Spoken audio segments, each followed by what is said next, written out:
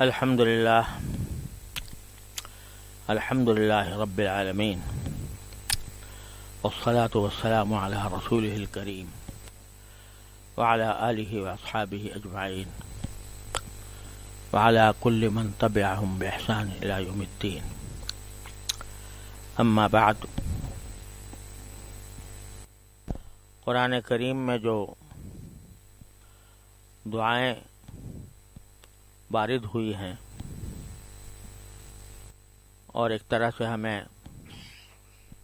ترغیب دی گئی ہے کہ وہ دعائیں اللہ تعالیٰ سے مانگا کریں، ان کا سلسلہ چل رہا ہے. تو یہ ایک دعا جو سورہ تحریم میں آئی ہے وہ یہ ہے کہ ربنا اتمم لنا نورنا واغفر لنا انک علی کل شیء قدیر.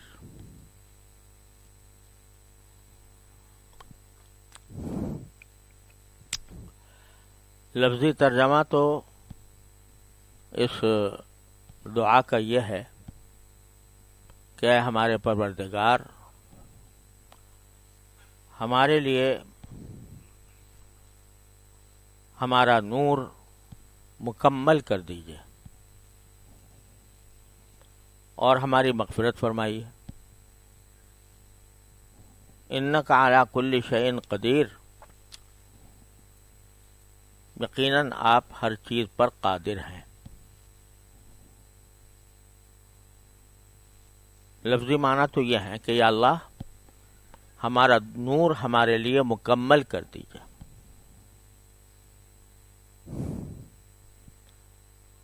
ایک تو یہ ہوتی ہے دعا کہ ہمیں اللہ نور عطا فرمائیے. یہاں دعا یہ ہے کہ اللہ ہمارا نور ہمیں مکمل طور پر عطا فرما دیجیے. یہ در حقیقت بیان ہو رہا ہے آخرت کا، اور اس سے پہلے سورہ تحریم میں یہ جو آیت آئی ہے یہ شروع ہوئی ہے یا ایھا الذین آمنوا توبوا الی اللہ توبۃ نصوحا. یا ایھا الذین آمنوا توبوا الی اللہ توبۃ نصوحا. اس میں سب ایمان والوں کو اللہ تبارک و تعالی نے یہ حکم دیا ہے کہ تم اللہ سے رجوع کر کے توبہ کرو، اور توبہ بھی کیسی کرو؟ نصوحا، خالص توبہ. یہ تمام مسلمانوں کو حکم دیا جا رہا ہے. اس میں اگر دیکھا جائے تو یا ایھا الذین آمنوا تمام وہ لوگ جو ایمان لائے ہوئے ہیں ان سب سے خطاب ہے کہ تم اللہ کے حضور حاضر ہو کر اللہ کی طرف رجوع کر کے خالص توبہ کرو. اس کا خطاب ہر مومن کو ہے. یا ایھا الذین آمنوا، یہ نہیں کہا کہ اے وہ لوگوں جو گناہوں میں مبتلا ہو، فسق میں مبتلا ہو تو تم توبہ کرو گناہوں سے، بلکہ سارے مومنین کو حکم دیا گیا کہ اللہ تعالیٰ کی طرف رجوع کر کے گناہ کرو، توبہ کرو، اور توبہ بھی خالص. مطلب بظاہر یہ ہے کہ ہر مومن توبہ کا محتاج ہے. کوئی مومن ایسا نہیں ہے جو توبہ کا محتاج نہ ہو، چاہے وہ دیکھنے میں سارے اوامر کو بجا لا رہا ہو، نماز بھی پڑھ رہا ہے، روزہ بھی رکھ رہا ہے، تلاوت بھی کر رہا ہے، ذکر بھی کر رہا ہے، نیک صحبت بھی اختیار کر رکھی ہے، پھر بھی اسے حاجت ہے کہ وہ اللہ سے توبہ کرے. توبہ کے لفظی معنی ہوتا ہے رجوع کرنا، یعنی اللہ تعالیٰ سے اپنا تعلق مضبوط کرے اور رجوع کرے. اور توبہ کرے کیوں؟ ایک تو اس وجہ سے کہ آدمی کتنا ہی نیک کیوں نہ ہو اور بظاہر کتنے بھی نیک اعمال کر رہا ہو، نماز روزے کا پابند ہو، لیکن بشر ہے، انسان ہے، کہیں نہ کہیں غلطی ہو ہی جاتی ہے، چوک ہو جاتی ہے، اور بعض اوقات نہ جانتے ہوئے بھی گناہ سرزد ہو جاتا ہے۔ ارادہ نہیں تھا گناہ کرنے کا، لیکن جانتا بھی نہیں تھا کہ یہ گناہ ہے اور گناہ سرزد ہو گیا۔ اسی لیے نبی کریم سرور عالم صلی اللہ علیہ وسلم جو دو مغفرت کی دعا مانگی اور ہمیں تلقین فرمائی، تو اس میں یہ فرمایا کہ رب اغفر ورحم واعف عنا وتکرم، وہ بعد میں واغفر لنا ما تعلم انک تعلم ما لا نعلم، یعنی آپ جانتے ہیں بہت سے گناہ ایسے ہیں کہ آپ جانتے ہیں کہ مجھ سے گناہ ہوا ہے اور مجھے نہیں پتا، تو یا اللہ ان گناہوں کو بھی کی بھی مغفرت فرما دیجئے کہ جو مجھے معلوم نہیں ہے، میرے علم میں نہیں ہے، لیکن آپ جانتے ہیں۔ اور بھی کئی دعاؤں میں یہ الفاظ آئے ہیں کہ ہم اس چیز سے بھی مغفرت مانگتے ہیں جو ہم جانتے ہیں، اور اس چیز سے بھی مانگتے ہیں جو آپ جانتے ہیں، ہمیں نہیں پتا۔ تو اس لیے انسان چاہے کتنا ہی نیک کیوں نہ ہو، صالح کیوں نہ ہو، صبح و شام کی زندگی میں کبھی نہ کبھی اس سے کوئی لغزش، غلطی ہو ہی جاتی ہے۔ اس واسطے توبہ کا حکم ہر مسلمان کو ہے، چاہے وہ کتنا ہی نیک کیوں نہ ہو۔ اسی لیے ہمارے بزرگ فرماتے تھے کہ بھئی رات کو سونے سے پہلے ایک مرتبہ صدق دل کے ساتھ یہ کہ اللہ تعالیٰ سے عرض معروض کر لیا کرو کہ یا اللہ آج کے دن میں نے گزارا، اس میں پتہ نہیں مجھ سے کہاں کہاں لغزش ہوئی، کہاں کہاں مجھ سے گناہ ہو گیا، تو اے اللہ میں ان سب گناہوں سے آپ کی بارگاہ میں توبہ کرتا ہوں۔ تو رات کو سونے سے پہلے اپنے سارے دن کی خطاؤں سے، لغزشوں سے توبہ کر کے سو۔ استغفر اللہ العلی العظیم الذی لا الہ الا ہو، استغفر اللہ ربی من کل ذنب واتوب الیہ۔ اور ذرا سا توجہ کے ساتھ چند لمحوں کے لیے سونے سے پہلے، یا اللہ دن گزر گیا اور اب رات آنے والی ہے، رات کو میں سوؤں گا، پتہ نہیں پھر دوبارہ اٹھ سکوں نہ اٹھ سکوں، تو یا اللہ جو کچھ گناہ میں نے کیے ہوں جو آپ جانتے ہیں، کچھ کا تو مجھے بھی پتا ہے اور کچھ کا مجھے پتا نہیں ہے، آپ ہی جانتے ہیں، تو ان سارے گناہوں کو اے اللہ اپنے فضل و کرم سے معاف فرما دیجئے، اور میں توبہ کرتا ہوں اور سچے دل سے توبہ کرتا ہوں۔ تو ایک وجہ تو ہر مومن کو توبہ کرنے کی یہ ہے کہ کبھی نہ کبھی کچھ نہ کچھ غلطی سرزد ہو ہی گئی ہوگی،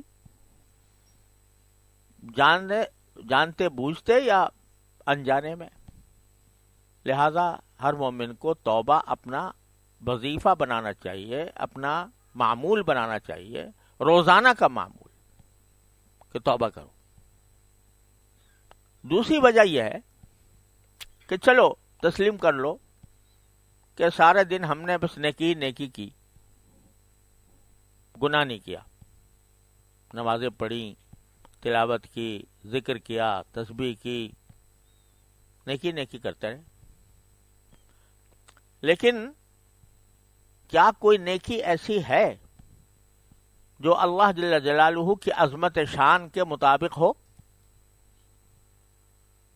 کتنے ہی خضوع خشوع سے نماز پڑھ لو، کتنے ہی خضوع خشوع سے تلاوت کر لو قرآن کریم کی، اور کس طرح چاہو ذکر اور تسبیح کر لو، لیکن باری تعالیٰ کی بندگی کا جو حق ہے اس کی عظمت شان کے مطابق تو کچھ بھی نہیں ہے، اس کے آگے یہ نہ ہمارے سجدے کچھ ہیں، نہ ہمارے رکوع کچھ ہیں، نہ ہماری تسبیح اور ذکر کچھ ہے۔ تو اس لحاظ سے بھی ہم استغفار کے مستحق ہیں. اگر فرض کرو کوئی گناہ بھی نہیں ہوا، ساری نیکی نیکیوں ہوئی، لیکن وہ نیکیاں آیا باری تعالیٰ کی بارگاہ کے اس کی جلالت شان کے مطابق تھیں؟ نہیں تھیں.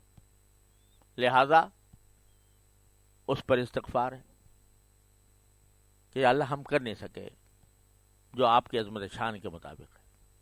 اب دیکھو، یہ رسول کریم سرورت عالم صلی اللہ علیہ وسلم تو فرما رہے ہیں کہ استغفر اللہ ربی من کل ذنب واتوب الیہ. ہر گناہ سے میں اللہ استغفار کرتا ہوں اور آپ سے توبہ کرتا ہوں. کون کہہ رہا ہے؟ جو معصوم ہے مطلق، جس سے کسی گناہ کے صدور کا کوئی امکان ہی نہیں. وہ فرما رہے ہیں کہ میں اللہ آپ کے سامنے توبہ کرتا ہوں. اور کیسی توبہ کرتا ہوں؟ ادعو کا دعا البائس الفقیر والمضطر الضریر. اے اللہ میں محتاج بن کے آپ سے دعا کر رہا ہوں. اور اپنے آپ کو فرمایا عبد المذنب الذلیل، میں گناہگار ذلیل بندہ. چونکہ ہم لوگوں کو تو اللہ تعالیٰ کی عظمت شان کا کچھ پتہ ہی نہیں ہے نا. کوئی اس کی عظمت شان اور اس کی جلالت قدر کا کوئی تصور بھی ہم کر نہیں سکتے. ہمیں تو کچھ پتہ ہی نہیں ہے. جس ذات کو معرفت حاصل ہے اللہ جل جلالہ کی، اللہ تبارک و تعالیٰ کی صفات کی، اس کی عظمت شان کی، اس کی جلالت قدر کی،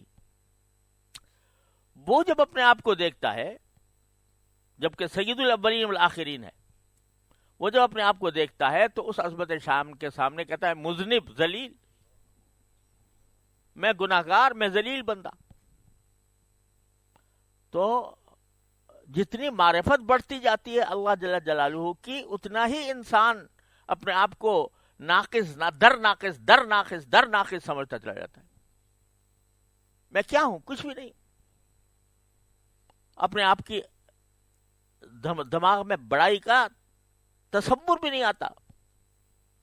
اس کو تو اللہ جل جلالہ کے معرفت کا چونکہ مقام حاصل ہے، لہذا جتنی معرفت حاصل ہوتی جائے گی اتنا ہی اپنی ذات ذلیل ہوتی نظر آئے گی اور اپنا ہر عمل حقیر نظر آئے گا.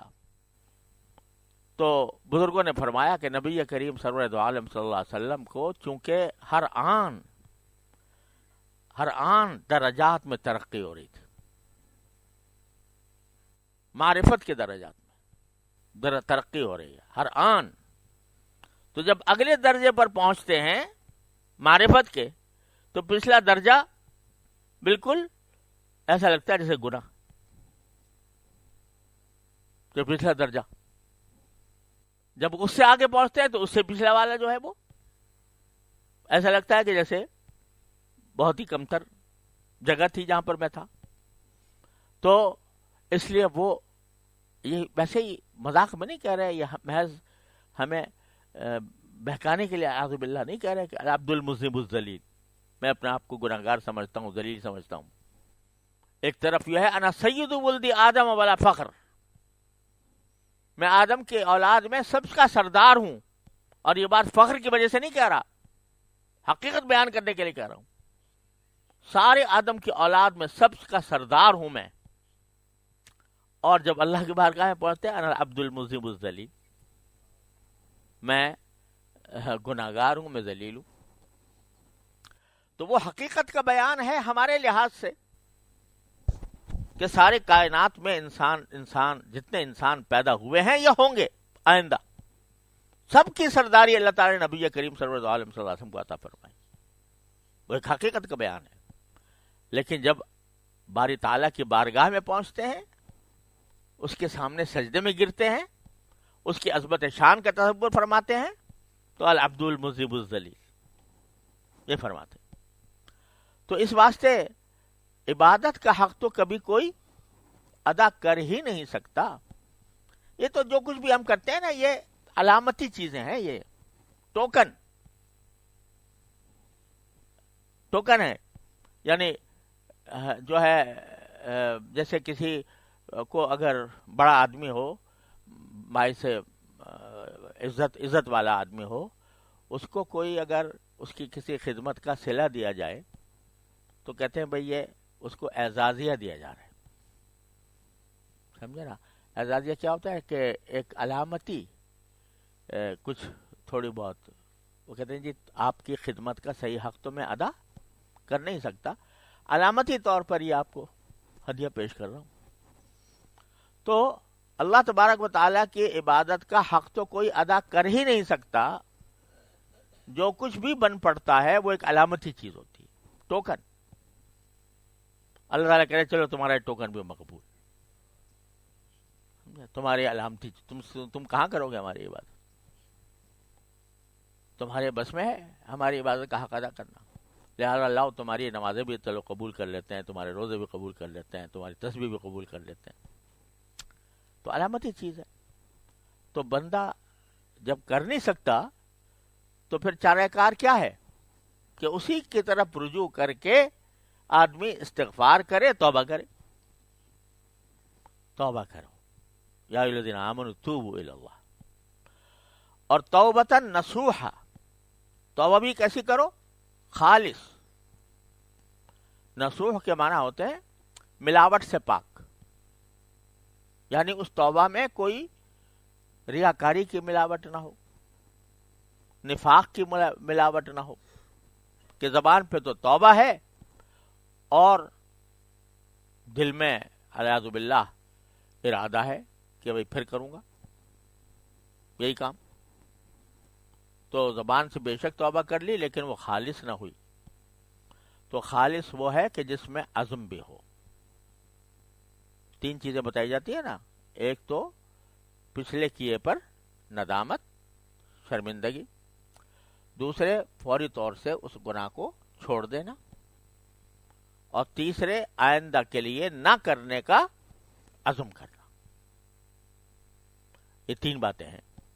اور چوتھی چیز کا اضافہ اس پہ یہ کر لو، حضرت علی رضی اللہ عنہ کے ارشاد میں یہ بات فرمائی گئی ہے کہ چوتھی چیز یہ ہے کہ جن چیزوں کی تلافی ممکن ہے ان کی تلافی کرنا. یعنی نمازیں چھوٹ گئی ہیں تو ان کی قضا کرنا، روزے چھوٹ گئے ہیں تو ان کی قضا کرنا، کسی کا حق مار لیا ہے تو اس کا حق ادا کرنا، ورنہ معاف کروانا اس سے. یہ سب توبہ کا حصہ ہے. تو اے ایمان والو، توبہ کرو اللہ سے توبۃ نصوحا، خالص توبہ جو ملاوٹ سے پاک ہو. کیا ہوگا اس کا نتیجہ؟ کہ عسیٰ ربکم ان یکفر عنکم سیئاتکم. امید ہے کہ تمہارا پروردگار تمہاری برائیوں کو چھپا لے گا. عسیٰ ربکم، یہ شاہانہ انداز ہے، یعنی تمہیں امید رکھنی چاہیے کہ امید ہے کہ تمہارا پروردگار تمہارے سیئات کو چھپا لے گا. کہ جب کوئی بڑا آدمی کسی سے کوئی وعدہ کرتا ہے تو بعض اوقات وعدہ کرتے ہوئے ایسے الفاظ استعمال کرتا ہے جس سے وہ سمجھ تو جائے کہ ہوگا، لیکن یہ نہ سمجھ لے کہ میرا حق تھا. یہ بھائی جیسے ایک استاد کہتا ہے کسی شاگرد سے اگر تم نے یہ کام کر لیا تو کچھ عجب نہیں ہے کہ تمہیں کچھ نواز دیں ہم تمہیں. سمجھے نا؟ ہو سکتا ہے تمہیں کچھ انعام مل جائے. تو دل میں ارادہ تو ہے دینے کا، اور وہ جس کو دیا جا رہا ہے وہ بھی سمجھ رہا ہے کہ یہ جو کہہ رہے ہیں کہ ہو سکتا ہے، تو ہو سکتا ہے کیا ان کے دل میں ہے کہ دیں گے. تو باری تعالی جب بندوں کو نوازنے کے لیے کوئی ارشاد فرماتے ہیں کہ ہم یہ کرنے والے ہیں، تو بجائے اس کے کہ یہ کہتے ہیں یہ کریں گے تمہیں، تو بعض اوقات یہ فرماتے ہیں کہ بھئی کچھ پتہ نہیں شاید کر دیں تمہیں. عسیٰ ربکم، یعنی اور تو اور نبی کریم صلی اللہ علیہ وسلم سے فرمایا رب ادخلنی مدخل صدق وقل رب ادخلنی مدخل صدق واخرجنی مخرج صدق. نہیں، اس سے پہلے اقم الصلاۃ لدلوک الشمس الی غسق اللیل وقرآن الفجر، اور پھر عسیٰ ربک ان یبعثک مقاما محمودا. ہو سکتا ہے تمہارا پروردگار تمہیں مقام محمود تک بھیج دے، ہو سکتا ہے کہ تمہارا پروردگار تمہیں مقام محمود تک بھیج دے۔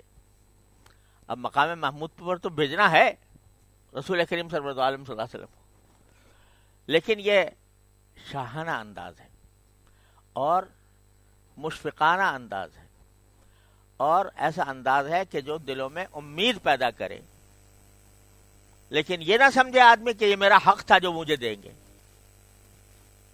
تو عسیٰ ربکم ان یکفر عنکم سیئاتکم، کچھ بعید نہیں ہے کہ تمہارا پروردگار تمہاری سیئات کو چھپا لے۔ یہ کفارے کا جو لفظ آتا ہے قرآن کریم میں، یہ بھی بڑا معنی خیز ہے۔ کفارے کا مطلب لوگ عام طور سے یہ سمجھتے ہیں کہ بھئی معاف ہو جائے گا گناہ، لیکن لفظ استعمال فرمایا کفارہ۔ کفارہ کے لفظ معنی ہوتا ہے، کفارہ تکفیرن کے معنی ہوتا ہے چھپا لینا۔ کیا مطلب؟ کہ تم سے جو سیئات، تم سے جو برائیاں سرزد ہوئیں، تو نہ صرف یہ کہ ہم اس کو معاف کر دیں گے، بلکہ اس طرح چھپا لیں گے کہ لوگوں کے سامنے بھی نہیں آئیں گی، تمہارے نامہ اعمال سے حذف کر دیں گے۔ جب نامہ اعمال آئے گا تو اس وقت وہ چھپا لیں گے تمہاری برائی۔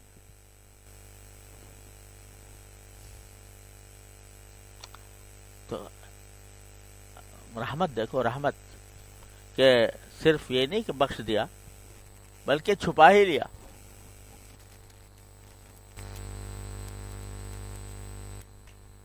حضرت عبداللہ بن مسعود رضی اللہ تعالیٰ عنہ سے کسی نے پوچھا کہ آپ نے کوئی حدیث سنی ہے جس کے بارے میں یہ ہے کہ وہ اس میں کچھ سرگوشی کی بات ہے، سرگوشی یعنی چپکے سے کسی کچھ کہنا، وہ کیا ہے؟ حدیث النجوہ۔ تو حضرت عبداللہ بن مسعود رضی اللہ عنہ نے فرمایا کہ ہاں میں نے ایک بات سنی ہے نبی کریم صلی اللہ علیہ وسلم، وہ یہ ہے کہ ایک آدمی پیش ہوگا باری تعالیٰ کے بارگاہ میں، تو باری تعالیٰ اس کو اپنے قریب فرما کر اس کو اس کے گناہ یاد دلائیں گے۔ تم نے یہ کیا تھا، تم نے یہ کیا تھا، تم نے یہ کیا تھا۔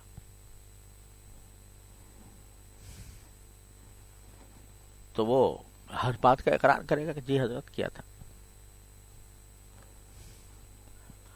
تو یہاں تک کہ اس کو یہ گمان ہونے لگے گا کہ بس میں ہو گیا اب برباد، کیونکہ اتنے گناہ بتائے ہیں اور وہ سب میں نے کیے ہیں، واقعی میں برباد ہو گیا۔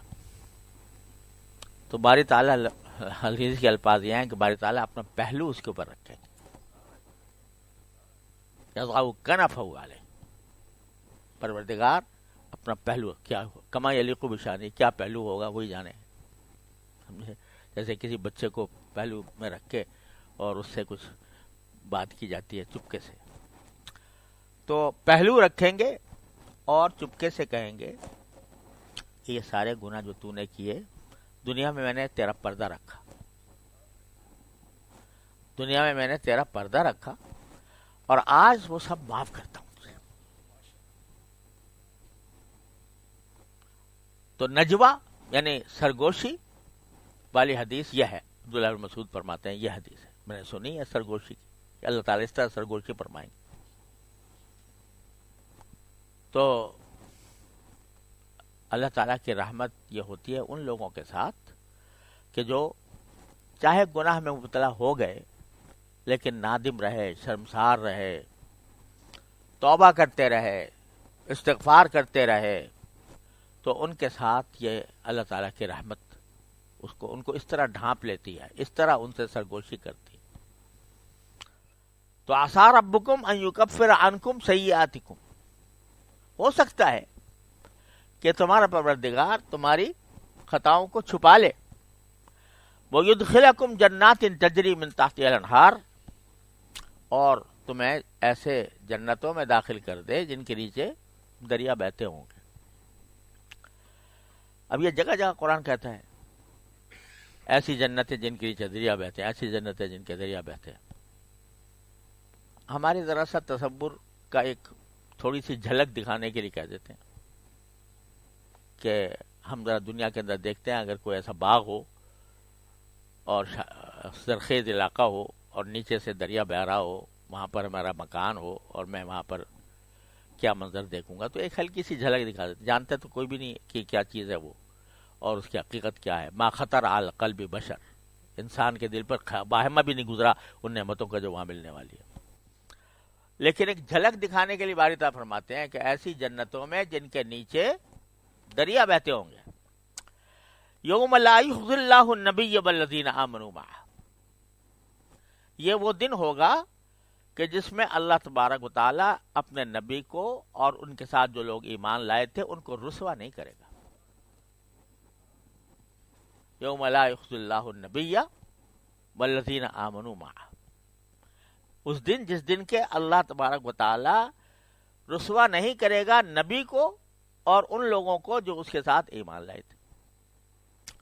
پھر ان کا منظر، اس کا نقشہ کھینچتے ہیں کہ یسعی نورہم بین ایدیہم و بایمانہم، ان کا نور ان کے آگے چل رہا ہوگا، ان کے دائیں طرف چل رہا ہوگا، اور وہ یہ کہہ رہے ہوں گے کہ ربنا اتمم لنا نورنا، یہ ہے وہ دعا. وہ اس وقت یہ کہہ رہے ہوں گے کہ اے ہمارے پروردگار، ہمارے لیے ہمارا نور مکمل کر دیجئے، بغفر لنا، اور ہماری مغفرت کر دیجئے، انک علی کل شیء قدیر. یہ اصل میں اشارہ ہو رہا ہے اس بات کی طرف جو اللہ تبارک و تعالیٰ نے دوسری جگہ بیان فرمائے، غالباً سورہ حدید میں غالباً. اس میں اللہ تعالیٰ نے منظر کشی کی ہے کہ جب حشر کا عالم ہوگا تو کیا ہوگا، جب لوگ دوبارہ زندہ کیے جائیں گے، اٹھایا جائے گا تو کیا ہوگا.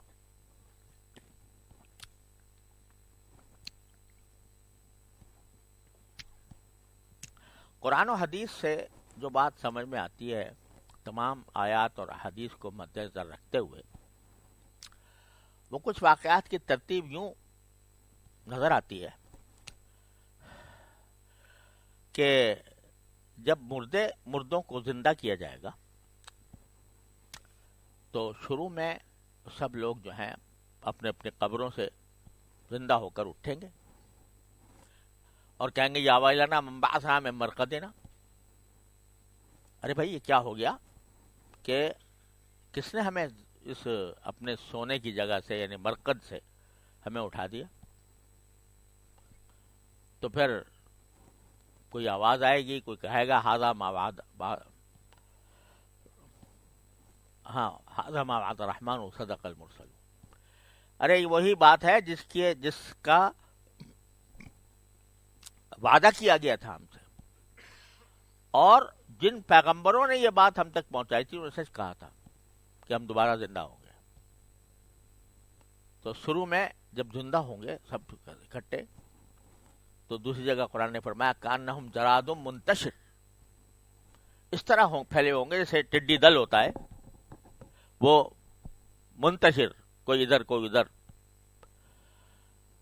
تو شروع میں تو اس طرح ہوگا. اور دوسری جگہ فرمایا ربہم ینسلون، بھاگتے ہوئے جائیں گے، یعنی شروع میں بھاگتے ہوئے جائیں گے.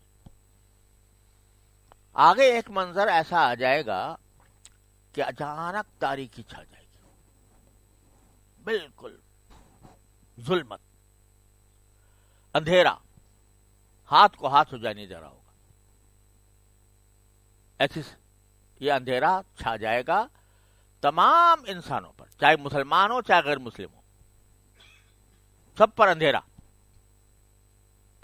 اب ظاہر اندھیرے میں آدمی چلے تو کہاں چلے کہاں جائے پتہ ہی نہیں چل رہا. تو ایک جگہ ایسی ہوگی کہ جہاں بلایا جائے گا اور وہاں سے نور تقسیم ہوگا، روشنی تقسیم ہوگی. نور کیسے تقسیم ہوگا کہ جو اہل ایمان ہیں ان کو، ہر ایک آدمی کو اس کے درجے کے مطابق نور عطا کیا جائے گا.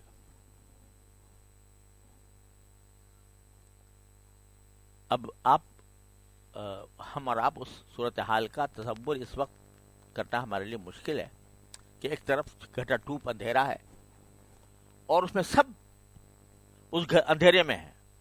پھر ایک منزل ایسی آ جاتی ہے جہاں پر ان کو نور تقسیم ہو رہا ہوتا ہے ہر ایک کو اس کے مطابق. تو جب یہ لوگ پل صراط کے قریب پہنچیں گے، مسلمان کو نور تقسیم ہو رہا ہوگا پل صراط سے ذرا پہلے، اور کافر جو ہیں وہ اپنی ظلمت میں اور اندھیروں میں رہیں گے. اور جب اندھیروں میں رہتے رہتے جب پل صراط کے قریب پہنچیں گے تو وہاں جہنم کے دروازے ہوں گے. ان دروازوں میں ان کو دھکیل کر داخل کیا جائے گا.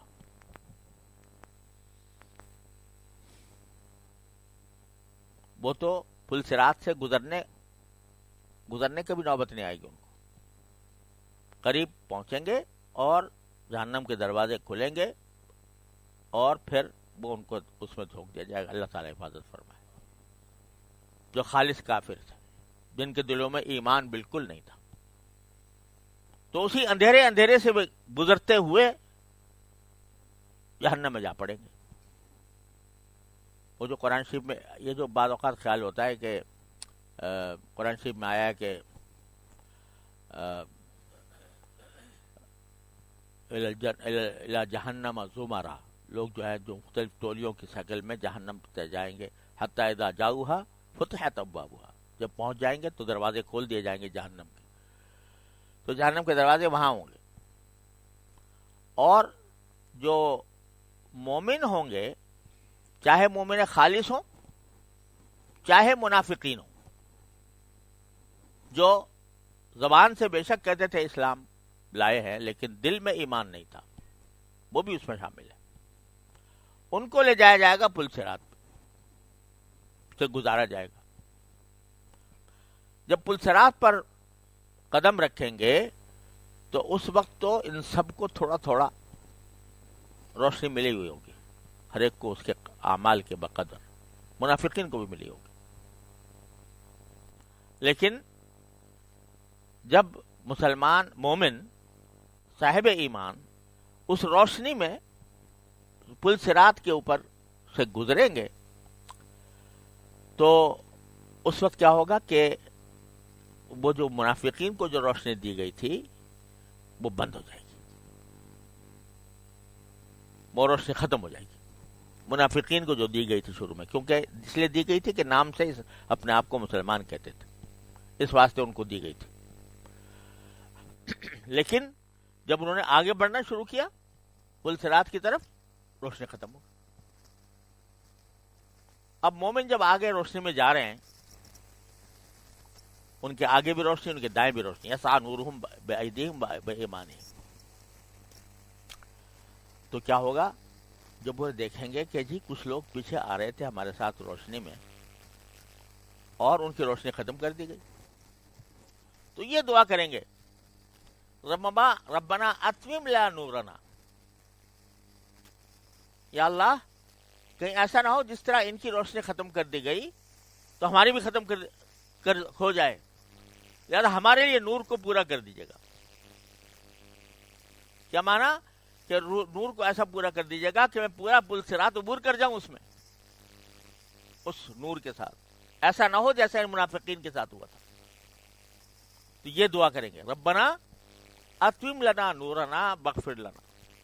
اے اللہ ہمارے نور کو ہمارے لیے مکمل فرما دیجئے اور ہماری مغفرت فرما دیجئے. یعنی ایک دم سے خیال آئے گا یار جس طرح ان کی روشنی ختم ہو گئی، اب تو یہ گرنا ہی ہے ان کو ہر حالت میں، پل صراط سے نیچے گریں گے، وہ اندھیرے میں کہاں چلیں گے.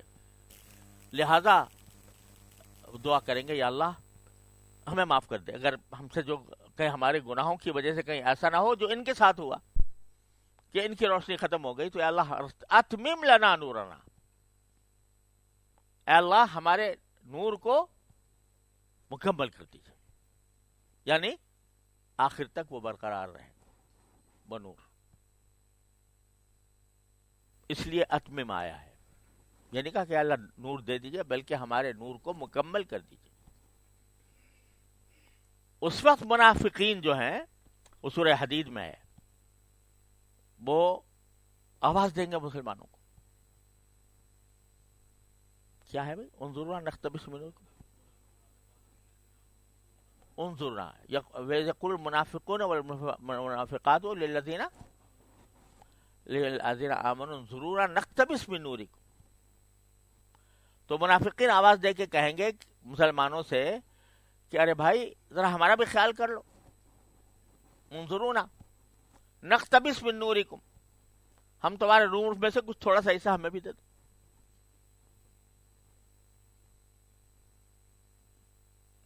اور آگے کہتے ہیں نہیں اس سے علم نکم معکم بھی ہے نا کہیں، کہ وہ کہیں گے کہ جی ہمیں اپنے نور کا کچھ حصہ دے دو کیونکہ ہم تمہارے ہی ساتھ تو تھے. ہاں علم نکم معکم، کہ کیا ہم تمہارے ساتھ نہیں تھے؟ یعنی تم اسلام کلمہ پڑھ رہے تھے، ہم بھی کلمہ پڑھ رہے تھے. تو اس وقت ان سے کہا جائے گا قیل ارجعوا وراءکم، اب پیچھے جاؤ، فالتمسوا نورا، پیچھے جاؤ، پیچھے جا کے نور تلاش کرو. کہاں جاؤ؟ جہاں سے نور تقسیم ہو رہا تھا، جہاں سے نور تقسیم ہوا تھا اصحاب ایمان کو مل گیا تھا، منافقین کو بھی مل گیا تھا تھوڑا بہت، لیکن آگے جا کر بند ہو گیا. تو کہا جائے گا کہ وہیں جاؤ جہاں سے نور تقسیم ہوتا تھا، پیچھے لوٹو. فضرب بینہم بسور بسور لہ باب. یہ جب ان سے کہا جائے پیچھے لوٹو تو اب ایک دیوار کھڑی کر دی جائے گی مسلمانوں اور کافروں کے درمیان. فضرب بینہم بسور لہ باب باطنہ فی الرحمۃ وظاہرہ من قبلہ العذاب. وہ دیوار ایسی ہوگی کہ اندر تو اس کے رحمت ہوگی، یعنی وہ نور ہوگا جس کے روشنی میں مسلمان چلے جا رہے ہوں گے صراط کی طرف، پل صراط کے اوپر، اور پیچھے اس کے عذاب ہوگا. باطنہ فی الرحمۃ وظاہرہ من قبلہ العذاب. اب وہ پکاریں گے یرونہم لم نکن معکم، یہی ہے نا، یہ ایسے ہی ہے نا. تو ہم تو تمہارے ساتھ ہیں، تم کیوں نہیں بلا رہے، ہمیں ساتھ کیوں نہیں لے جا رہے؟ تو پھر ان سے کہا جائے گا کہ تم نے یہ حرکتیں کی اور اس طریقے سے، تو اس واسطے. تو پھر آگے جا کر جب پل صراط پر پہنچیں گے لوگ تو صاحب ایمان ہی پہنچیں گے پل صراط پر، اور نور ہوگا ان کے ساتھ، اور اس کی وجہ سے وہ چلتے جائیں گے. اللہ بچائے، جو مسلمان گناہگار ہوں گے اور ان کو اللہ تبارک و تعالی عذاب دینا چاہیں گے ان کی بدعمالی کی وجہ سے، اگرچہ بعد میں نکال بھی لیے جائیں، لیکن عذاب جو دن کو ہونا ہوگا تو جہنم کی طرف سے آنکڑے آئیں گے.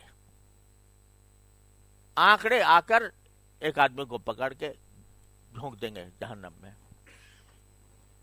وہ مسلمان ہی ہوگا، غیر مسلمہ کو تو راستہ ہی نہیں ہے وہاں. غیر مسلموں کو تو پہلے ہی جہنم کے دروازے کھول دیے گئے، اس میں جھونک دیا گیا. یہ صاحب ایمان ہے، یعنی کم از کم کلمہ پڑھ رکھا ہے، اشہد ان لا الہ الا اللہ اشہد ان محمد رسول اللہ، لیکن گناہ کیے ہوئے ہیں، العیاذ باللہ، گناہوں میں زندگی گزاری. اللہ بچائے، بریانی میں، فحاشی میں، جھوٹ میں، ظلم میں، اس میں زندگی گزاری تو جہنم سے آنکڑے اٹھیں گے اور آنکڑے سے ان کو پکڑ کر جہنم میں ڈال دیا جائے گا. اور جن پر اللہ تبارک و تعالیٰ کی نعمت ہوگی کہ وہ زندگی کے اندر بھی وہ نہ صرف یہ کہ مومن تھے بلکہ نیک تھے، عمل صالح کرنے والے تھے، گناہوں سے پرہیز کرنے والے تھے، تو وہ چلتے جائیں گے پل صراط پر. اور اس میں حدیث میں آیا کہ جو لوگ ہوں گے اس طرح نکل جائیں گے جیسے بجلی نکل گئی تیز رفتاری کے ساتھ، اور دوسری پار اتر جائیں گے جنت کی طرف. اور جو کچھ ایسے ہوں گے جو ذرا نسبتاً کم رفتار سے جائیں گے، کچھ ایسے ہوں گے بجلی کی طرح نکل جائیں گے، کچھ ایسے ہوں گے کہ جو اٹکتے پٹکتے کسی طرح پہنچیں گے، الیاذ باللہ۔ تو یہ ہے منظر۔ تو یہاں اللہ تعالی نے اس وقت کی دعا بتائی ہے کہ جب کہ بندے آخرت میں حشر کے میدان میں پل صراط کی طرف چل رہے ہوں گے، اوپر چل رہے ہوں گے، اور منافقین کی روشنی بند کر دی جائے گی، تو مسلمان یہ دعا کریں گے، ربنا اتمم لنا نورنا واغفر لنا انک علی کل شیء قدیر۔ یہ دعا تو اس وقت کی ہے جب یہ واقعہ اس طرح پیش آئے گا، اور اس کا جو ظاہری مطلب ہے وہ میں نے آپ سے عرض کر دیا۔ اندھیرا ہوگا، اندھیرے کے اندر نور عطا ہوگا، اہل ایمان کو عطا ہوگا، اور حدیث کی روح سے پتہ چلتا ہے، احادیث کی روشنی میں پتہ چلتا ہے کہ ہر ایک آدمی کو نور اس کے درجے کے مطابق ملے گا، کسی کو اعلیٰ درجے کا نور، کسی کو اس سے ادنا درجے کا، کسی کو اس سے ادنا درجے کا۔ یہ جو جن کو پکڑ لیا جائے گا نا آنکڑوں سے، نور ان کے پاس بھی ہوگا ایمان کی وجہ سے، لیکن مدھم ہوگا، کم ہوگا، اور جتنا جس کے پاس جتنا نور ہوگا وہ آگے بڑھتا چلا جائے گا۔ تو اس کا ایک جو ظاہری مفہوم ہے، ظاہری منظر ہے، وہ تو یہ ہے جو میں نے عرض کیا، اور یہ قرآن کریم سے بھی ثابت اور احادیث سے بھی ثابت۔ اب یہ بھی سمجھ لیں کہ رسول کریم سرور عالم صلی اللہ علیہ وسلم نے بہت سی احادیث میں یہ بتایا ہے کہ کون سا عمل ایسا ہے جس سے نور پیدا ہوگا آخرت میں۔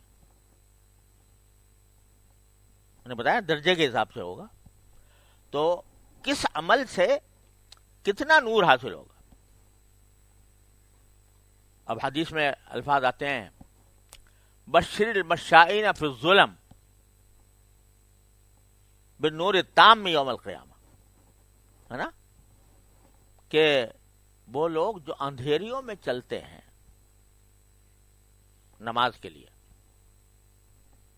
اندھیرا ہے، اندھیرے کے اندر چلنا مشکل ہے، مگر نماز کی اہمیت کی خاطر وہ اندھیرے کو برداشت کرتے ہوئے چلتے ہیں، عشاء کی نماز ہو یا فجر کی نماز ہو یا ان دو کی خاص طور پر جس میں اندھیرا ہوتا ہے۔ تو جو لوگ مشائین بالظلم، جو اندھیریوں میں چل چل کر جاتے ہیں، ان کو خوشخبری سنا دو بالنور التام یوم القیامہ، قیامت کے دن ان کو پورا مکمل نور ملے گا۔ تو یہ بتا دیا کہ نور حاصل کرنے کا ایک راستہ کیا ہے کہ نمازوں کی پابندی کرو جماعت کے ساتھ، اور رات کا اندھیرا ہی کیوں نہ ہو مگر تم چل کر جاؤ نماز کے لیے۔ بہت سے اعمال کے اندر بتایا رسول کریم صلی اللہ علیہ وسلم نے، اس سے نور ملے گا، اس سے نور ملے گا، اس سے نور ملے گا۔ جو لوگ انصاف کرنے والے ہوں گے ان کے لیے منابر ہوں گے نور کے قیامت کے دن۔ اور بہت سی احادیثوں میں آیا ہے جو کسی کی ایک حدیث میں کہ جب حج کرنے کے لیے لوگ جائیں گے اور احرام کھولتے وقت سر منڈوائیں گے یا قصر کرائیں گے، تو یعنی بال کاٹیں گے، تو ہر بال کے عوض ایک نور ملے گا، سمجھے؟ جمرات کی رمی کریں گے تو ہر پتھر کے عوض ایک نور ملے گا، سمجھے؟ اور کسی مظلوم کی دادرسی کر دیں گے، کسی دکھی کا دکھ دور کرنے کے لیے کوشش کریں گے، تو ان کو نور تام حاصل ہوگا۔ کسی جو آدمی کسی دکھ میں ہے، تکلیف میں ہے، اس کی مدد کر دے گا کوئی اور اس کا دکھ دور کر دے گا، تو اس کو قیامت میں اللہ تعالیٰ نور عطا فرمائیں گے. اور پتہ نہیں کتنی جگہ مختلف اعمال کے بارے میں، اب مجھے ساری یاد نہیں، لیکن بہت سارے اعمال کے بارے میں رسول کریم صلی اللہ علیہ وسلم مروی ہے کہ اس عمل سے نور ملے گا، اس عمل سے نور ملے گا، اس عمل سے نور ملے گا. تو اس نور کو جو کہ وہاں درکار ہے، اس کو اگر حاصل کرنا چاہتے ہو تو ان اعمال کی طرف بڑھو. سورہ کہف پڑھو گے تو کیا ہے نہیں اس میں، سورہ کہف پڑھو گے تو کیا ہوگا، اس سے نور حاصل ہوگا. اور اللہ تعالیٰ جب صبح کو نکلو نماز فجر کے لیے تو کیا دعا کرو، اللہم اجعل فی قلبی نورا وفی وسمعی نورا وفی بصری نورا بلسانی نورا واعظم لی نورا واجعل لی نورا واجعل لی نورا واجعل فی عصبی نورا وفی لحمی نورا وفی شعری نورا وفی دمی نورا. ہے یا اللہ میرے دل میں نور پیدا کر دے، میری آنکھوں میں نور پیدا کر دے، میرے کانوں میں نور پیدا کر دے، میرے یمینی دائیں طرف کر دے، شمالی نور بائیں طرف کر دے، اوپر دے دے، اوپر بھی نور دے دے، نیچے بھی نور دے دے، اور میرے پٹھوں میں نور دے دے، میرے خون میں نور دے دے، میرے گوشت میں نور دے دے. ہے کہاں کہاں نور، ہر جگہ مانگو. فجر کی نماز کو جاتے ہوئے یہ دعا مانگ رہا بندہ. بھائی چلو آنکھوں کا نور تو سمجھ میں آ گیا کہ آنکھوں میں نور ہے، اس کے بغیر دیکھ نہیں سکتا آدمی. ایک قلب کا نور چاہیے، آنکھ زبان کا، وہ اس کا کان کا چاہیے، اور زبان کا چاہیے، گوشت کا چاہیے، پٹھے کا چاہیے، خون کا چاہیے، اور پھر آخر میں کیا، وجعل لی نور وجعلنی نورا، مجھے ہی نور بنا دیجیے سارا. تو میں یہ کہنا چاہ رہا تھا اللہ تعالیٰ بات جو سمجھ میں آ رہی ہے وہ اللہ تعالیٰ اس کو صحیح بیان کرنے کی بھی توفیق عطا فرمائے. اللہ تعالیٰ معاف کرے کوئی غلطی ہو تو. کہ نور کا ایک مطلب تو یہ ہے جو میں نے عرض کیا کہ بھئی اندھیرا ہوگا، اس میں روشنی اسی کو ملے گی جو صاحب ایمان ہوگا، اور جتنا زیادہ بہتر عمل ہوگا اتنا ہی بہتر مکمل نور ہوگا اس کا. لیکن یہ خاص طور پر اس کا جو ذکر ہے کہ آخرت میں بھئی اللہ تعالیٰ سب کو اٹھانا ہے اور کسی کو جنت بھیجنا ہے، کسی کو جہنم بھیجنا ہے.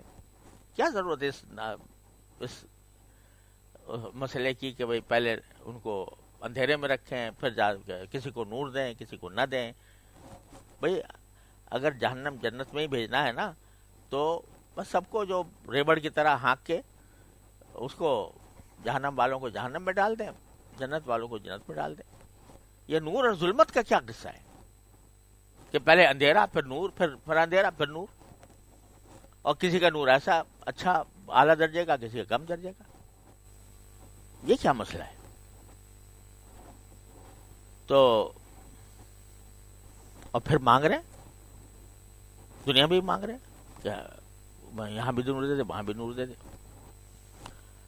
تو بات دراصل کچھ یوں نظر آتی ہے، اللہ سبحانہ اللہ تعالیٰ غلطی سے بچائے، کہ نور تو در حقیقت اللہ جل جلالہ کا ہے. نور تو باری تعالیٰ نور ہی نور ہے. اللہ نور السماوات والارض، باری تعالیٰ آسمانوں اور زمین کا نور ہے. اور مثل نورہ کمشکاۃ فیہا مصباح، المصباح فی زجاجہ والزجاجۃ کأنہا کوب دری یوقد من شجرۃ مبارکۃ لا شرقیۃ ولا غربیہ یکاد زیتها یضیء ولم تمسسہ نار، نور علی نور. اللہ تعالیٰ نے اپنی صفت بیان فرمائی نور کی. اللہ تعالیٰ سارے آسمان و زمین کا نور ہے، اور اس کی ہمیں سمجھانے کے لیے ایک مثال بھی دے دی کہ اس زمانے میں ایک ڈیبٹ ہوا کرتا تھا جس میں جو ہے یعنی جیسے چراغ ہوتا تھا نا پہلے، مٹی کا ایک برتن سا ہوتا، اس کو ڈیبٹ کہتے تھے. تو اس میں جو ہے چراغ جلتا تھا اور اوپر سے اس کے چمنی ہوتی تھی، ٹھیک ہے، اور چمنی بھی خالص قسم کی بہت چمکتی ہوئی، اور وہ جو چراغ ہے اس چراغ کے اندر اس کو تیل دیا جاتا تھا، تیل بھی کہے گا زیتون کا، یعنی قرآن نے جو تشبیہ دی ہے زیتون کا تیل، وہ ایسا ہوتا تھا کہ وہ اگر اس کو آگ بھی نہ چھوئے تب بھی خود ہی چمکتا تھا. یکاد زیتها یضیء ولو لم تمسسه نار، یعنی وہ زیتون جو ہے وہ ایسا پاک صاف ستھرا کہ اگر آس کے پاس اس کے آگ بھی نہ ہو تب بھی خود چمکے گا. تو جب خود چمک رہا ہے اور اوپر سے اس کے چراغ بھی آ گیا تو نور علی نور، تو نور پر نور. ایسے سمجھانے کے لیے ہمیں یہ کہہ دیا. لیکن اللہ کے نور ہونے کا کیا مطلب ہے؟ تو دیکھو، تو اگر دیکھا جائے تو نور استعارہ ہے تقدس سے، پاکیزگی سے. نور جو ہے وہ کیا ہے؟ تقدس، پاکیزگی. لہذا پاکیزگی اور تقدس خالص خالص خالص صرف اللہ کا ہے. تو نور سارا اللہ تبارک و تعالیٰ کا ہے. وہ اللہ تعالیٰ اپنے فضل و کرم سے کچھ نور عطا فرما دیتے ہیں بعض مخلوقات کو بھی. ملائکہ کو دے دیا، ملائکہ کو ایسا نور دے دیا کہ وہ بھی پاکیزہ بن گئے، وہ بھی مقدس بن گئے. ان کے دل میں گناہ کا تصور بھی نہیں آتا، گناہ کا مزہ ہی نہیں چکھا، کبھی خیال بھی گناہ کا نہیں آیا. تو نور مجسم ہے، پاکیزگی اور تقدس کا کی ایک مخلوق ہے، اس لیے ان کو نوری کہا جاتا ہے. ملائکہ کو کیا کہتے ہیں؟ نوری. تو نور استعارہ ہے کیسے؟ تقدس اور پاکیزگی سے. اب جب انسان کو بھیجا گیا دنیا میں تو اس کو ایک مجموعہ بنا کے بھیجا نور اور ظلمت کا. نور تقدس اور ظلمت فسق و فجور، ناجائز کام، اس کا مجموعہ بنا کے بھیجا. اب یہ جو ہمارے دل میں گناہوں کی خواہشات پیدا ہوتی ہیں، گناہوں کی خواہشات جو پیدا ہوتی ہیں وہ در حقیقت ایک ظلمت ہوتی ہے، اندھیرا ہوتا ہے، وہ دل کا اندھیرا ہے. خواہشات، ظلمات یہ دل میں پیدا ہو رہی ہیں، تو کیا ہیں؟ یہ سب ظلمتیں ہیں. اور نیکی کا خیال آتا ہے تو وہ نور ہے. اب دنیا میں ہم اسی کشمکش میں زندگی گزار رہے ہیں، نور اور ظلمت کی. ایک طرف نور ہے تقدس کا، کبھی خیال آتا ہے یار اللہ کو جان دینی ہے، کہیں جا کے کچھ تو کر لو، تو وہ نور تقاضا کر اپنی طرف بلاتا ہے. کبھی خواہشات نفس غالب آتی ہیں، شیطان غالب آتا ہے تو وہ ظلمت کی طرف بلاتا ہے. تو خواہشیں دونوں قسم کی پیدا ہو رہی ہیں، الہما فجورہا اور تقواہا. اب کیا ہے؟ بندے کا کام یہ ہے کہ نور کو غالب کرے، کاہے پر؟ ظلمت پر. تو یہ جو مانگا جا رہا ہے کہ یا اللہ میرے دل میں نور دے دے، میری آنکھوں میں نور دے دے، میرے کانوں میں دے دے، میری زبان میں دے دے، میرے پورے وجود میں دے دے، یہ کیا مانگا جا رہا ہے؟ یا اللہ میرے پاس ظلمت بھی ہے، نور بھی ہے، لیکن میرا جو نور ہے وہ ظلمت سے مخلوط ہے، ملا جلا ہے، اور کبھی میرے اوپر ظلمت غالب آ جاتی ہے، کبھی نور غالب آ جاتا ہے. تو اللہ میرا ایسا نور بھر دے میرے اندر، میرے دل میں بھر دے، میری آنکھ میں بھر دے، میری کانوں میں بھر دے، میری زبان میں بھر دے، میرے گوشت میں بھر دے، میرے پٹھوں میں بھر دے، میرے چمڑے میں بھر دے، اور یہاں تک کہ مجھے مکمل نور بنا دے. کیا مطلب ہے اس کا؟ مطلب یہ ہے کہ اللہ جو میں جب مجھے آپ نے پیدا کیا تھا تو اپنے نور کا کچھ حصہ دے دیا تھا مجھے، ٹھیک ہے، اور ساتھ میں ظلمت بھی دے دی تھی. تو میں اس ظلمت سے پناہ مانگ کر آپ کے نور میں آنا چاہتا ہوں، اس کے لیے میں یہ سب کر رہا ہوں. میں دعا مانگ رہا ہوں، یا اللہ اس میں بھی نور دے، اس میں بھی نور دے، اس میں بھی نور دے. سمجھے؟ اب یہ نور کیا ہے کہ جو بر کی طرف بلاتا ہے، نیکی کی طرف بلاتا ہے، اور ظلمت وہ ہے جو برے کام کی طرف بلاتی ہے. تو وہاں جو یہ نور ملے گا، اللہ تبارک و تعالیٰ وہاں جو نور عطا فرمائیں گے، جس کا ذکر سارا ہو رہا ہے، تو اس کے ظاہری مطلب تو میں نے عرض کر دیا. لیکن کچھ یوں لگتا ہے واللہ سبحانہ عالم کہ ایک طرف اللہ تعالیٰ نے یہ فرمایا کہ جنت میں جب جاؤ گے جو چاہو گے ملے گا. لہم فیہا ما تشتہی انفسہم، ہے نا؟ وہاں جا کے تمہیں جو تمہارا دل چاہے گا ملے گا. تو اگر دل چاہ گیا زنا کرنے کا تو پھر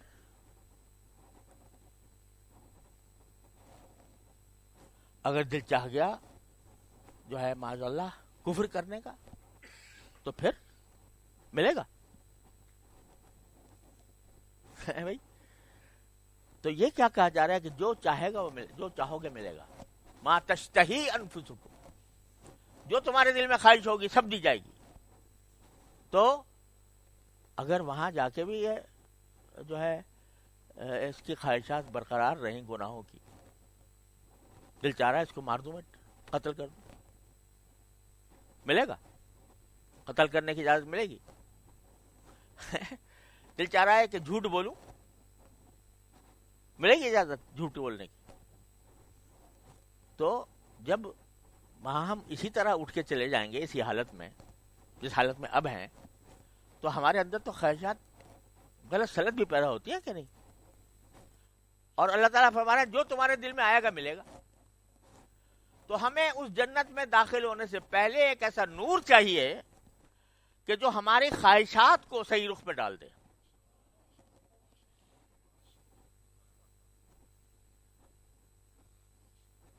وہاں جنت میں داخل ہونے کے لیے تمہیں اہل بنا دے.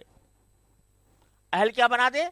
کہ یہاں دنیا کے اندر جو تاریکیاں تمہارے اوپر مسلط تھیں اور ان تاریکیوں کے نتیجے میں تم گناہوں کی طرف بڑھتے تھے، اللہ تبارک و تعالیٰ کی نافرمانی پر آبادہ ہو جاتے تھے، تمہاری خواہشات تمہیں بہکار کر جہنم کی طرف لے جانے والی تھیں، ان کا دروازہ یہ نور بند کر دے گا. فَضُرِبَ لَهُمْ بِسُورٍ لَهُ بَابٌ بَاطِنُهُ فِيهِ الرَّحْمَةُ وَظَاهِرُهُ مِنْ قِبَلِهِ الْعَذَابُ. تو یہ نور صرف یہ اتنا نہیں ہے کہ بھائی اندھیرا تھا روشنی ہو گئی. اگر یہ ہوتا کہ اندھیرا تھا روشنی ہو گئی تو یہ آدمیوں کے درجات کے لحاظ سے نور میں کیا فرق ہوتا؟ سمجھے نا؟ تو وہاں جانے سے پہلے، جنت میں داخل ہونے سے پہلے تمہیں نور عطا فرمایا جائے گا. وہ نور جو تمہارے دل میں خواہشات بھی صحیح پیدا کرے گا.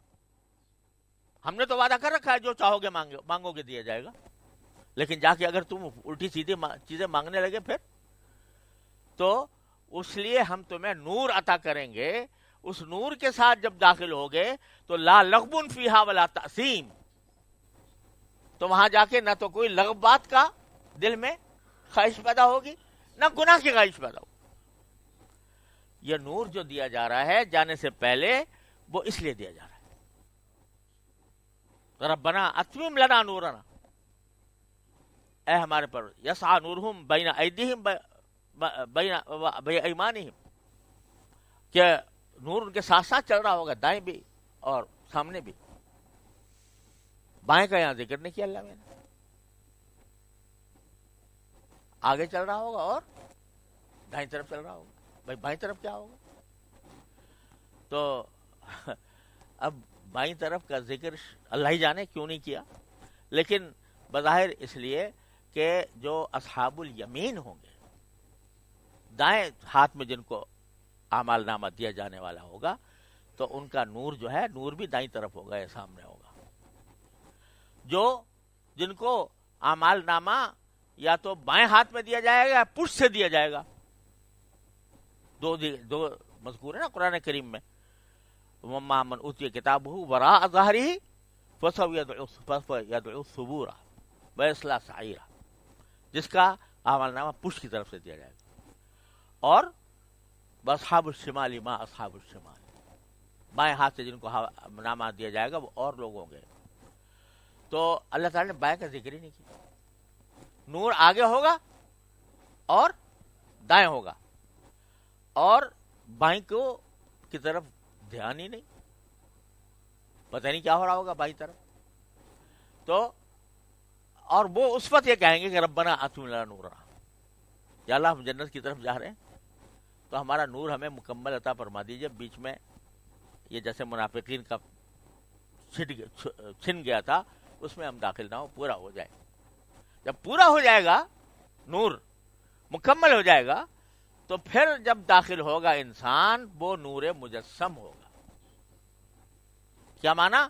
اس کے اندر ظلمت کی خواہش ہی نہیں ہوگی, وہ مانگے گا ہی نہیں, کبھی گناہ کی چیز مانگے گا ہی نہیں, کیونکہ اس وقت میں اس کو جو ہدایت کا نور ہے وہ مکمل حاصل ہو گیا.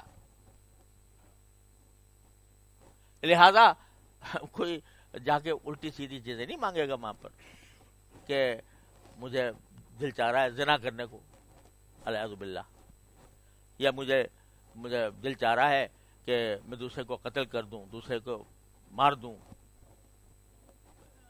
خواہشات جو یہاں پیدا ہوتی ہیں وہاں نہیں ہوں گی. کیوں نہیں ہوں گی؟ نور عطا ہو گیا. اللہ نور السماوات والارض کا نور عطا ہو گیا. لہذا اب بندہ جب داخل ہوگا تو نور مجسم ہو کر داخل ہوگا, اور غلطیاں گناہیں سب پیچھے چھوڑ جائے گا. تو اس لیے دعا مانگی جا رہی ہے, ربنا اتمم لنا نورنا, اے ہمارے پروردگار ہمارے نور کو ہمارے لیے مکمل کر دیجیے. بغفر لنا, اور پیچھے جو ہم ظلمت میں بھٹکتے رہے ہیں تو اس ظلمت کو آپ مغفرت فرما دیجیے. انک علی کل شیء قدیر, آپ ہر چیز پر قادر ہیں. آپ جو ہماری ساری پچھلی زندگی گزری ہے, ظلمتوں میں گزری ہے, تاریکیوں میں گزری ہے, اس کو بھی آپ اس کے اوپر قلم تنسیخ پھیر دیجیے. تو یہ معمولی دعا نہ ہوئی, ربنا اتمم لنا نورنا, یا اللہ, یعنی مطلب اس کا کیا ہوا کہ اس کا اہل بنا دیجیے کہ ہم جنت میں داخل ہوں, اور جنت میں داخل ہو کر الٹی سیدھی چیزیں نہ مانگے, بلکہ وہی مانگے جو آپ کو پسند ہے. تو اللہ تبارک و تعالیٰ اس طرح نور سے گزار کر پہنچائیں گے. تو یہ سمجھ میں آ رہا تھا میرے, اللہ عالم, اللہ تعالیٰ کسی غلطی ہوئی تو معاف فرما دے اپنی رحمت سے. تو یہ نور سے گزارنا جو ہے, اور پہلے ظلمت میں لے گئے, پھر وہاں سے جو ہے نور کی طرف لائے, اور کبھی آگے جا رہا ہے, کبھی دائیں آ رہا ہے, اور کبھی منافقوں کا روک دیا جاتا ہے, وہ آواز دیتے ہیں, اور پھر بیچ میں آڑ کھڑی کر دی جاتی ہے, دروازہ بنا دیا جاتا ہے. تو سب اس لیے ہے. تو لہذا یہ دعا جو ہے نا فجر والی, یہ معمولی دعا نہیں ہے. اللہم اجعل فی قلبی نورا وفی بصری نورا وفی سمعی نورا وعن یمینی نورا وعن شمالی نورا من فوقی نورا ومن تحتی نورا اللہم اعطنی نورا واجعل فی عصبی نورا فی لحمی نورا وفی بشری نورا بلسانی نورا واعظم لی نورا. یا اللہ عظیم کر دیجئے میرے نور کو. تو یہ معمولی دعا نہیں ہے, ہر انسان کو مانگنی چاہیے. صبح کو اٹھ کے کہتے ہیں فجر کے لیے نکلے ہو, اندھیرے میں جا رہے ہو, لیکن یہ دعا مانگتے جاؤ کہ یہ تم داخل ہو جاؤ ان میں جن کے بارے میں فرمایا بشر المشائین فی الظلم بالنور التام یوم القیامہ, جو اندھیریوں میں چل کے جاتے ہیں میری طرف, تو ان کو قیامت کے دن مکمل نور کی خوشخبری دے دو. اللہ تعالیٰ اپنے فضل و کرم سے ہمیں داخل فرما دے. بس یہ خوب دعا کرنی چاہیے. اللہم اجعلنی نورا بھی, اللہم اجعل فی قلبی نورا وغیرہ بھی, اور ربنا اتمم لنا نورنا واغفر لنا, ہمارے نور کو ہمارے لیے کامل کر دیجیے. اللہ تعالی ہم سب کو اس کا مصداق بننے کی توفیق عطا فرمائے. اللہم صلی علی سیدنا محمد وعلی آل سیدنا محمد کما صلیت علی ابراہیم وعلی آل ابراہیم انک حمید مجید. ربنا ظلمنا انفسنا وان لم تغفر لنا وترحمنا لنكونن من الخاسرین. ربنا آتنا فی الدنیا حسنۃ وفی الآخرۃ حسنۃ وقنا عذاب النار۔ یا اللہ یا رحمان یا رحیم یا کریم، اپنے فضل و کرم سے ہمیں اپنے فضل و کرم سے اپنے نور تام کا مستحق بنا دیجیے۔ یا اللہ اپنے رحمت سے اپنے دنیا کی ظلمتوں سے، گناہوں کی ظلمتوں سے، گناہوں کی اندھیریوں سے اے اللہ ہماری حفاظت فرما۔ یا اللہ ہمیں اپنے فضل و کرم سے ہمارے سارے جسم میں، سارے خیالات میں، خواہشات میں، سب میں نور عطا فرما دیجیے، اپنا ہی نور عطا فرما دیجیے۔ یا اللہ ہمیں شیطان اور نفس کی شرارتوں سے، ان کے بہکاووں سے اے اللہ ہماری حفاظت فرما۔ یا اللہ اپنے رحمت سے، اپنے فضل و کرم سے ہمیں مکمل وہ نور عطا فرما دے جو آپ کی جنت میں داخل ہونے کا کے لیے یا اللہ جو ضروری ہے، جو اس کا استحقاق اس کے بغیر نہیں ہوتا۔ یا اللہ وہ نور ہمیں عطا فرما دیجیے، یا اللہ نور عطا فرما دیجیے۔ یا اللہ ہمارے تمام جائز مرادوں کو اپنے فضل و کرم سے پورا فرما دیجیے۔ یا اللہ اپنے رحمت سے، اپنے فضل و کرم سے اتباع سنت کی توفیق عطا فرمائیے، اتباع سنت کی توفیق عطا فرمائیے۔ وصلی اللہ تعالی علی خیر خلقہ سیدنا مولانا محمد وعلی آلہ واصحابہ اجمعین، آمین برحمتک۔